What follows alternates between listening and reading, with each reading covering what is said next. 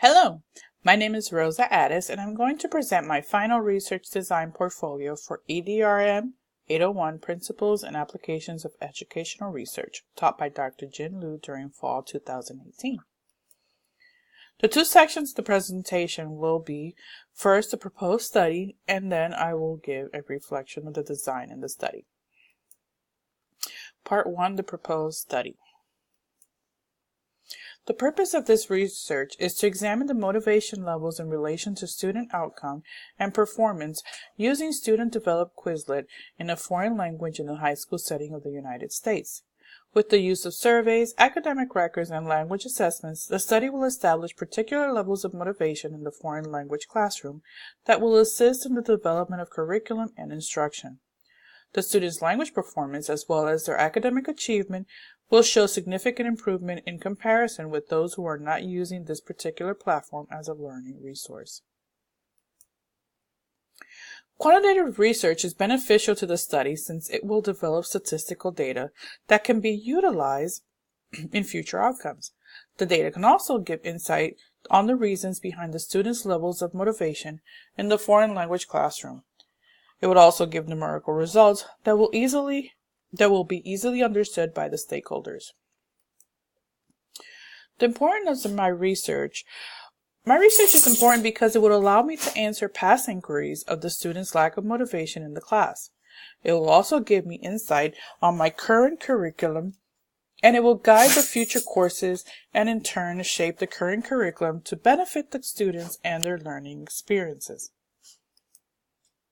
The terms defined in this study are motivation, Quizlet, Level 2 Spanish course, assessments, IPA. Motivation is defined as a desire and willingness a participant shows given a task in the classroom. Quizlet is an online application where students create digital flashcards for studying purposes. Level 2 Spanish course is taken after mastering Level 1. In our schools, studying the course builds on the basic knowledge the students did obtain in Level 1.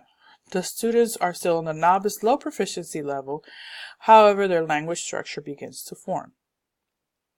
Assessment is defined as any form of evaluation used to measure students' language acquisition.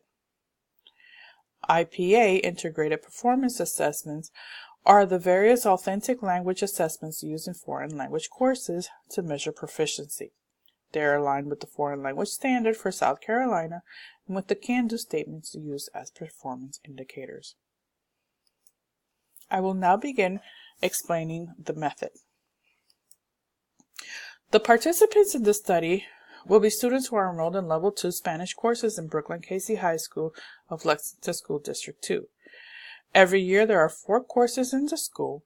The students are almost in their entirety students who successfully completed Level 1 with a 60 or more from that same school. The participants are distributed in 4 different sections randomly, mostly to accommodate their other required high school courses. 2 of the courses will be considered the experimental groups, and the remaining 2 will be the control groups. The participants range from 10th to 12th grade, with ages 15 to 18. The demographics for Brookland-Cayce High School is very diverse. There's approximately 1,043 students, 44% are white, 37% black, 13% Hispanic, and 3% Asian.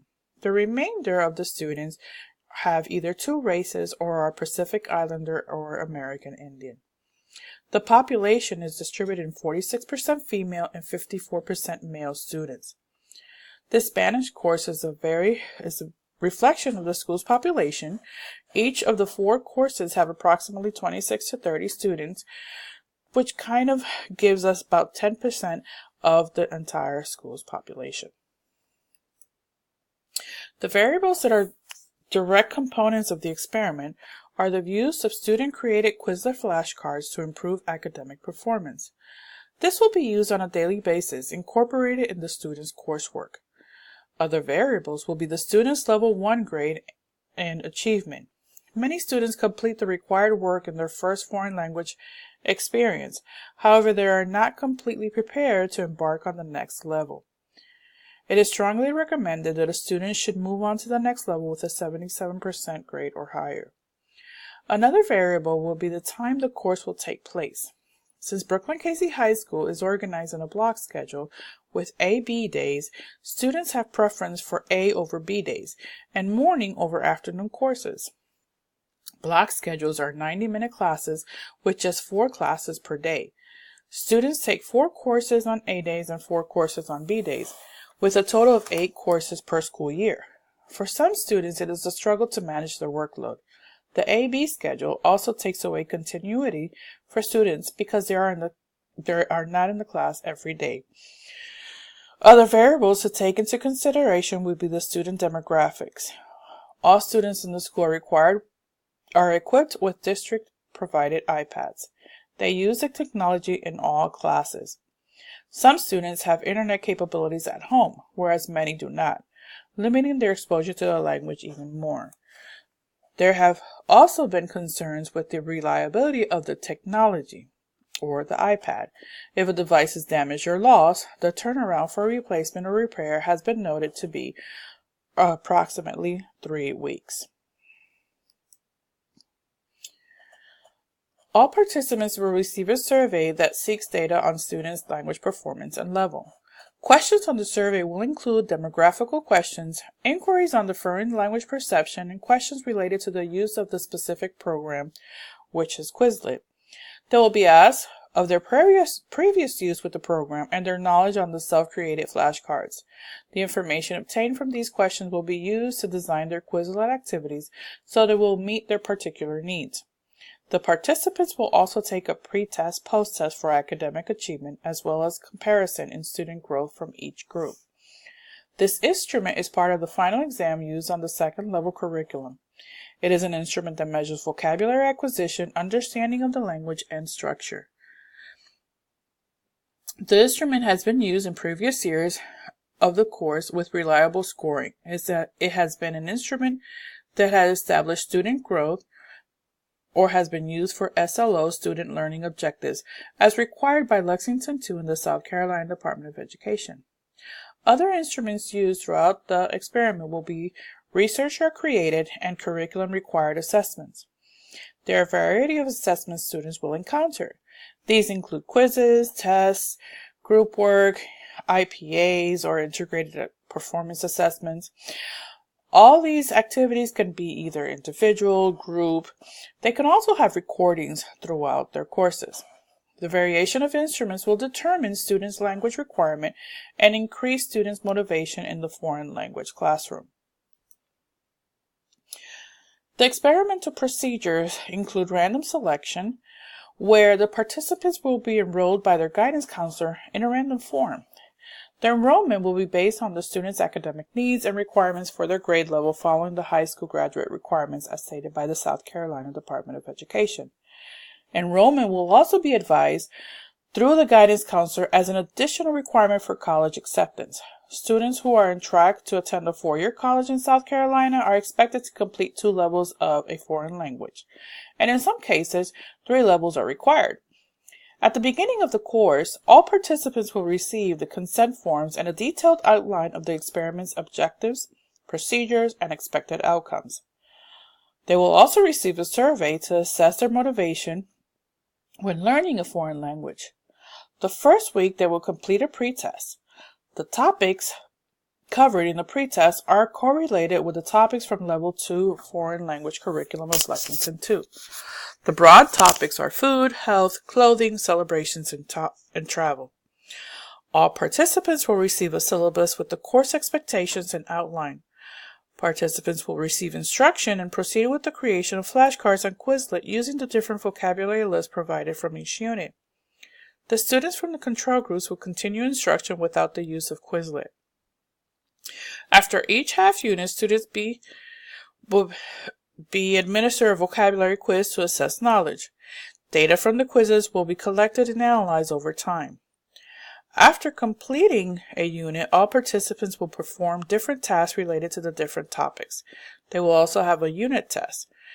All the scores will be collected and analyzed in charts. Final data analysis will be performed at the conclusion of the course. This is the four-group design. The research design used is the four-group design. The design is represented in this figure using the classic notation system established by Campbell and Stanley in 1968. The design shows two groups as control groups and two as experimental groups. All four groups will receive the same instructional portion of the course. The pre- and post-test will be administered to all participants in the four groups. The alignment table. This table summarizes the different components of the study that have already been discussed. These are the research questions, context and participants, the research design, the data resources, and the procedures. Part 2, Reflection. For my final project, I decided to use the quantitative method as opposed to the qualitative method. I saw how both methods were beneficial for my specific research. However, the quantitative method would allow for more statistical analysis that would give data that I can share with stakeholders to enable further research and deeper understanding. Even though this was also possible with qualitative research, the quantitative data would have less researcher perspective and more participant outcome. Utilizing a qualitative approach would give data that would be influenced by the observer, in this case myself. It is always an ethical concern as to whether my observations are completely objective and not influenced by different factors. Alignment. When working with the study, keeping all the elements aligned was a challenge. I had the idea and I knew what I wanted to do.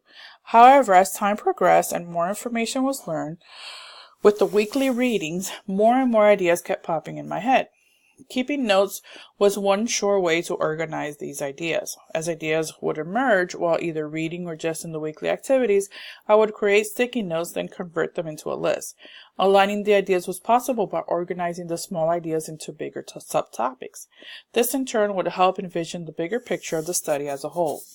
Another way is keeping all the elements aligned and organized was to actually envision the study as occurring at this particular moment with my current students. By making the future study more possible, it helped me understand where I wanted to go and how to get there. The working process. The process of starting a research design is a very involved process. It requires work. Writing and rewriting at times felt a bit repetitive. However, it made me realize the importance of having a person read and revise what I had written. Revisions are necessary. Feedback is beneficial. When reading the feedback from the professor, at first I would feel discouraged because I thought I had written all that I needed to explain my ideas. I realized that it helped me improve. The questions asked made me reflect on my purpose, on my written intentions. We forget that when we write, someone will read and we have to make our ideas clear. The working process is a much needed process for the development of a proposal that is worthy of the next phase. When we continue to revise our work, we continue to improve. Creating a research design does not occur in one day. Final thoughts.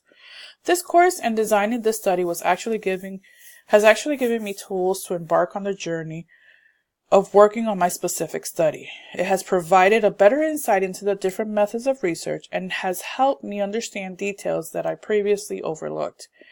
I wanted to thank Dr. Jin for her instruction, patience, and feedback. They were tremendously beneficial. I look forward to taking other courses with her. Thank you for looking at my presentation. Bye-bye.